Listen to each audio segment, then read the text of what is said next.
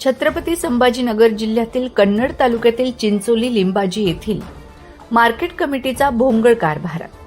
शेतकऱ्याच्या मका या पिकाला बेभाव खरेदी.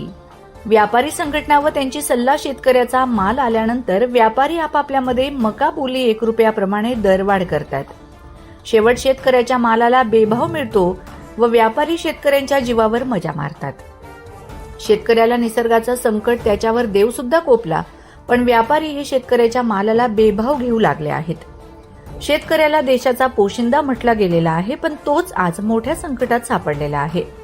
शेतकरी वर्षभर शेतामध्ये राबतो व त्याला त्याच्या मालाला मनासारखा भाव कधीच मिळत नाही. दिनांक 27/12/2025 शेतकऱ्याच्या सुपर मकाला भाव 1760 याप्रमाणे मिळाला, तर यात शेतकऱ्याचे भिजवायचे सुद्धा पैसे भेटत नाही. तरी शेतकऱ्याने जगावे कसे हे संकट त्याच्यावर पडले आहे. चिंचोली लिंबाजी हे मोठी बाजारपेठ असल्यामुळे येथे फक्त आज मार्केट कमिटी मोजून 6 व्यापारी मका खरेदीसाठी आले होते व बाकीचे व्यापारी शेतकऱ्यांना बाहेर भेटून मग बाहेरच्या बाहेर खरेदी करू लागले आहेत. यावर मार्केट कमिटीचे दुर्लक्ष दिसून आले. इंडिया स्टिंग न्यूज साठी रघुनाथ दामले, कन्नड घाट, शेंद्रा.